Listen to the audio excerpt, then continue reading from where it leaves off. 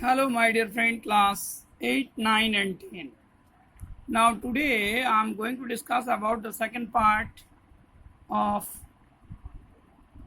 tense, that is simple past tense or past indefinite.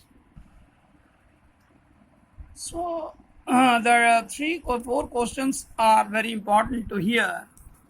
What is simple past tense? How do you identify simple past tense? And what are the rules of simple past tense and exceptional cases? এই বিষয়গুলো নিয়ে আমরা আলোচনা করব। So, my dear students, please minutely watch this one. যারা আগের আমার part 1 দেখেছো তারা সিম্পল প্রেজেন্ট টেন্স আমরা করেছি, যারা যারা আমাকে সেন্ড করেছো আমরা তারগুলো কানেকশন করে দিয়েছি। Now today 4 rules, the 4 questions you have to follow properly. যদি 4টে কোশ্চেন্স ভালো করে ফলো করতে পারো, I hope you will learn the tense easily. What is the backbone of the English language? So first, what is simple past tense? The incident that happened out of your eyes, যেটা তোমার চোখের সামনে ঘটে না, চোখের বাইরে ঘটে, and there is no result in your hand, is called simple past tense. তাহলে বুঝতেই পারছো যে ঘটনাটা তোমার চোখের বাইরে ঘটেছে, তোমার হাতে কোনো রেজাল্ট নেই, that is called simple past tense. ভালো করে বিষয়টা বোঝার চেষ্টা করো। আইডেন্টিফিকেশন কি এর? না পাস্ট ইনসিডেন্ট হবে, তোমার চোখের বাইরে ঘটবে, ইট ওয়াজ অ্যাকচুয়ালি ছিল, বাংলায় যেটা বলে হয়েছিল, খেয়েছিল, and no result in your hand, তোমার হাতে কিন্তু কোনো রেজাল্ট থাকবে না, দ্যাট ইজ আইডেন্টিফিকেশন। যেমন হি এট রাইস, লক্ষ্য করো সে ভাত খেয়েছিল, এখন কিন্তু কোনো রেজাল্ট নেই তোমার কাছে, কখন খেয়েছিল, কোথায় খেয়েছিল, কিভাবে খেয়েছিল, no result in your hand. The incident happened in past with a continuation but stop now, এমন কিছু ঘটনা আছে যেগুলো কন্টিনিউটি ছিল অতীতে, এখন স্টপ হয়ে গেছে, সেখানে আমরা কিন্তু উড প্রেজেন্ট ফর্ম আমরা ব্যবহার করতে পারি, সেটাও কিন্তু পাস্ট ফর্মেই আমাদের হবে। He would go get up early morning, সকালে ঘুম থেকে উঠতো, এখন ওঠে কিনা জানি না, এটা তার অতীত অভ্যাস, অতএব that is into simple past tense. আমি বারবার বলেছি all the tense have a 4 rules, প্রত্যেকটা টেন্সের 4টে করে রুল আছে, কিচ্ছু না, affirmative, negative, interrogative, interrogative plus negative, ব্যাস এই 4টে রুল যদি তুমি মনে রাখতে পারো, so the tense is in your থাম, তোমার হাতের মধ্যেই থাকবে, তুমি একদম মুঠোর মধ্যে করে রাখতে পারবে। সো অ্যাফার্মেটিভ রুল ভালো করে দেখো, use the past form of the main verb অর্থাৎ second form of the verb. যেমন ধরো ইট এট ইটেন, তাহলে কোনটা বসবে? এট। গো ওয়েন্ট গান, কোনটা বসবে? ওয়েন্ট। ডু ডিড ডান, কোনটা বসবে? ডিড। ড্রিঙ্ক ড্র্যাঙ্ক ড্রাঙ্ক, কোনটা বসবে? ড্রাঙ্ক। এই যে সেকেন্ড ফর্মটা, মিডল ফর্মটা আমাদেরকে ব্যবহার করতে হবে। So the second form of the verb is called the past form of the verb. Any person, any number, you just use the past form of the tense. তার জন্য আমি দেখো একসাথে লিখেছি তোমাদের সুবিধার্থে, I, we, you, your, they, he, she, Ram, Sam, Jadu, Madhu, eat হবে না, এখানে কি হবে? Past form, ate rice. আমি হিটাকে ধরে এখানে লিখেছি সে ভাত খেয়েছিল, আমি হলে হবে আমি ভাত খেয়েছিলাম, এটা মনে রাখবে বাংলায় একটু। আমার ক্ষেত্রে আমি ভাত খেয়েছিলাম, তোমরা লিখবে, আমি ক্লাসটা শেষ করার জন্য একটু শর্টে লিখেছি, কিন্তু তোমরা প্রত্যেকটা দিয়ে একটা করে সেন্টেন্স করবে। আই দিয়ে I ate rice, we ate rice, you ate rice, he ate rice, they ate rice, প্রত্যেকটা কিন্তু করতে হবে রাম এট রাইস, এবং প্রত্যেকটা বাংলা লিখবে, আমি ভাত খেয়েছিলাম, তুমি ভাত খেয়েছিলে, সে ভাত খেয়েছিল, রাম ভাত খেয়েছিল, এটা কিন্তু লিখতে হবে, লিখলে অভ্যাসটা চলে যাবে। বাট বি ভার্বের ক্ষেত্রে কি হবে? মেন যদি হয়, বি ভার্ব মেন হলে এর পাস্ট ফর্ম হবে, অর্থাৎ আমরা যেটা মনে করো সিম্পল প্রেজেন্টে অ্যামিজ ব্যবহার করেছিলাম, অ্যামিজার, সেই অ্যামিজের পাস্ট ফর্ম হচ্ছে ওয়াজ, যেখানে যেখানে অ্যামিজ ছিল, অর্থাৎ কোথায় ছিল? আই আর থার্ড পার্সন সিঙ্গুলার নাম্বার, মনে রাখতে হবে এটা, I and third person singular number, সেখানে আমরা ইজ ব্যবহার করেছিলাম, আর বাকি আদার অল পার্সনসের ক্ষেত্রে আমরা ওয়ের ব্যবহার করেছিলাম, দ্যাটস অল। এরপর দেখো এখানে আমি করেছি তোমাদের এম এবং ইজ যেখানে ছিল সেগুলো ওয়াজ হয়ে যাবে, আটটার বদলে ওয়ের হয়ে যাবে। So you just try to remember this one properly. I was a football player. তাহলে কি হলো, আমি একজন ফুটবল প্লেয়ার ছিলাম, খেলোয়াড় ছিলাম। You were a football player, তুমি ফুটবল খেলোয়াড় ছিলে। দে ওয়ার ফুটবল প্লেয়ার, তারা ফুটবল খেলোয়াড় ছিল। তাহলে এটা কিচ্ছু না, যেখানে যেখানে আমি ছিল সেখানে ওয়াজ ব্যবহার করবে, ছিল কথাটা থাকবে, এটা মাথায় রাখতে হবে। এটা একটা আইডেন্টিফিকেশন মনে রাখতে পারো। হ্যাড, ইউজ অফ হ্যাড, কোনো ভার্ব যখন হ্যাড যখন মেন ভার্ব হিসেবে ব্যবহার করা হয় তখন আমরা সবার ক্ষেত্রে হ্যাড ব্যবহার করি। অর্থাৎ হ্যাজ এবং হ্যাভ যেখানে যেখানে ছিল সবার ক্ষেত্রে এখানে কিন্তু হ্যাড হবে। Simple past is very easy, খুব তাড়াতাড়ি এটা শেখা যায়। For all persons, I, we, you, your, they, he, Ram, Sam, সবার ক্ষেত্রে কিন্তু হ্যাড এ পেন, সবার ক্ষেত্রে হ্যাড হবে।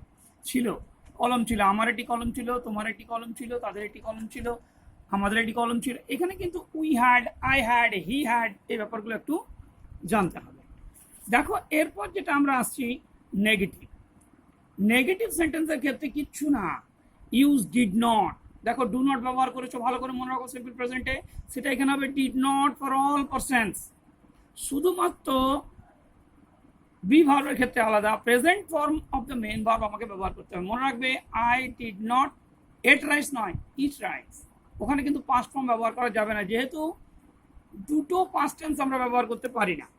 একটা আমরা ব্যবহার করেছি ডিড, তাহলে ডিড নট ইট রাইস। কিন্তু বি ভার্ব যখনই থাকবে ডোন্ট ইউজ ডিড, বি ভার্বের ক্ষেত্রে আর ডিড ব্যবহার করা চলবে না। তখন আমাকে কী করবে, বি ভার্বের পরেই নট ব্যবহার করতে হবে। দেখো he did not eat rice, এখানে তুমি কি হতো, I did not eat rice, you did not eat rice, he did not eat rice, they did not eat rice, whatever you can write down this one, যেটা হোক ইচ্ছা তুমি did not লিখতে পারো। কিন্তু যখনই আমি ওয়াজ ওয়ার ব্যবহার করবো তখন কিন্তু was not, were not, was did not নয় বা ওয়ার ডিড নট নয়, এবং এটাই মেন ভার্ব তখন হয়ে গেল। আমি প্লেয়ার ছিলাম না, আমরা প্লেয়ার ছিলাম না, তারা প্লেয়ার ছিল না, দে ওয়ার নট প্লেয়ার। তাহলে বিষয়টা ভালো করে এখানে বুঝে নাও যে নর্মাল ভার্বের ক্ষেত্রে মেন ভার্ব যখনই থাকবে ডিড নট ব্যবহার করব, যখন বি ভার্ব থাকবে তখন আর আমরা কিন্তু মেন ভার্ব ব্যবহার, ওইটাই মেন ভার্ব হয়ে যাচ্ছে, আর ডিডের ব্যবহার হচ্ছে না, শুধু নট ব্যবহার করা হচ্ছে। এরপর আমরা যে পার্টটাতে আসবো, এই যে হ্যাডের ক্ষেত্রে একই, I had not a pen, we had not a pen, you had not a pen, your had not a pen, they had not a pen, he had not a pen. সবারই কলম ছিল না, মানে তাদের কলম ছিল না, আমাদের কলম ছিল না, তার কলম ছিল না, তাদের কলম ছিল না। এই ব্যাপারগুলো কিন্তু তোমরা আলাদা আলাদা করে লিখবে, আমি তোমাদের বোঝার জন্য এক জায়গায় করেছি। এরপর হচ্ছে প্রশ্নবোধক বাক্য, ইন্ট্রোগেটিভ। দেখো ইন্ট্রোগেটিভ সেন্টেন্সের ক্ষেত্রেও আমরা যেটা শিখেছি, use did before the subject and present form of the main verb, যেটা ছিল do before the subject or does. এখানে তখন একটু ঝামেলা ছিল, সিম্পল প্রেজেন্টে ডু ডাজ ব্যবহার করেছিলে, এখানে কিন্তু শুধুমাত্র ডিড ব্যবহার করতে হবে অন অল সাবজেক্টস, যে কোনো পার্সনসের ক্ষেত্রে, ফর অল পার্সনস। আর বি ভার্বের ক্ষেত্রে কিন্তু তোমাকে ওয়াজ ওয়ার আর হ্যাড ব্যবহার করতে হবে before the subject, no main verb ওখানে। অর্থাৎ মুদ্রা কথা হলো ডিড বা বি ভার্ব এগুলো সাবজেক্টের সামনে আসবে। Did I eat rice, did we eat rice, did you eat rice, did your আর did he eat rice, your নয়, did he eat rice, did she eat rice, did they eat rice, present form বসবে এখানে। কিন্তু এটা মনে রাখতে হবে, তারা কি ভাত খেয়েছিল, আমরা কি ভাত খেয়েছিলাম, সে কি ভাত খেয়েছিল, ব্যাপারটা বোঝো ভালো করে। ওয়াজ বা ওয়ার থাকলে আগে লাগবে, অ্যাজ পার প্লুরাল হলে ওয়ার, সিঙ্গুলার হলে was, third person singular number আর আগে ওয়াজ বসবে, was I a player, were we a player or they a player, had I a pen, had we a pen, had they a pen, কিচ্ছু না, it's very simple. WH word থাকলে এখানে একটু মাথায় রাখতে হবে যে আমরা ডাব্লিউএইচ ওয়ার্ডের পরে ডিড বা ডাব্লিউএইচ ওয়ার্ডের পরেই আমরা ওয়াজ ওয়ারগুলো ব্যবহার করতে পারি। Why did I eat rice, বুঝতে পারলে, why did he eat rice, এগুলো আমরা ব্যবহার করব। তারা কেন খায়নি, আমি কেন খাইনি। এরপর যেটা আসছে ইন্ট্রোগেটিভ প্লাস নেগেটিভ। এই ইন্ট্রোগেটিভ প্লাস নেগেটিভের ক্ষেত্রে তোমাদেরকে মনে রাখতে হবে যে ইউজ ডিড নট, এটা দুটো রুল সবসময় মনে রাখবে। ইন্ট্রোগেটিভ নেগেটিভের দুটো রুল, ইন্ট্রোগেটিভ প্লাস নেগেটিভের দুটো রুল কেন, একটা নাউন সাবজেক্ট, একটা প্রোনাউন সাবজেক্ট। নাউন হলে ডিড নট আগেই বসবে before the subject and present form of the main verb, আর প্রোনাউন হলে হবে did before the subject and not after it, অর্থাৎ সাবজেক্টের পরে নটটা, ডিডটা বিফোর বসে যাবে এবং present form of the main verb. এই বি ভার্ব প্লাস নট, এটা হচ্ছে নাউনের ক্ষেত্রে, be verb plus pronoun plus other parts of the subject. যেমন ধরো আমি এক্সাম্পল দিচ্ছি একটু আগে, তাও আমি বলে নিই। যেমন ধরো was I not a player, were they not a player, not player। এবার দেখো had প্রোনাউন রাম যদি করে তাহলে কি হবে, was not Ram a player। That's the difference, এটা মনে রাখতে হবে তোমাদেরকে। দেখো সিম্পল পাস্ট হচ্ছে খুব ইজি। এখানে দেখো আমি এক্সাম্পলগুলো লিখেছি ডিড দিয়ে, ডিড আই আর আই উই দে, যা সাবজেক্ট নেবে এর কোনো একটা নেই। নট ইট রাইস, সে কি ভাত খায়নি, আমরা কি ভাত খাইনি। Did not Ram eat rice, এইখানটা লক্ষ্য করতে হবে, এটা বারবার তোমাদের কিন্তু ভুল হয়। নাউন হলে কিন্তু ডিড নট আগে আসবে। Was I not a player, were they not player, had he not a player, had not Ram a pen. So these are the most important in interrogative plus negative. তোমরা একটু practice করলে এটা পেয়ে যাবে। এর সঙ্গে বাংলাগুলো কিন্তু লিখতে হবে তোমাদেরকে, বাংলা না লিখলে কিন্তু ট্রান্সলেট শিখতে পারবে না।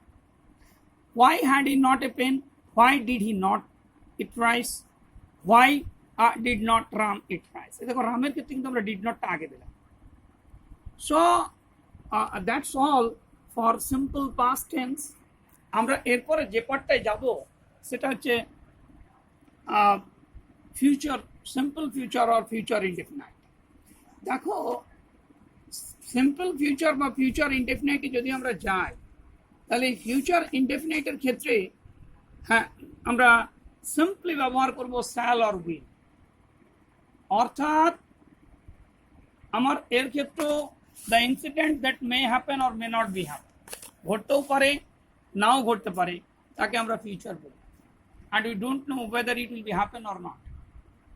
এর ক্ষেত্রে যে রুলগুলো আমাদের আছে, affirmative, negative, interrogative, interrogative plus negative, এই রুলগুলো কিন্তু একটু তোমাদেরকে স্টাডি করে রাখতে হবে।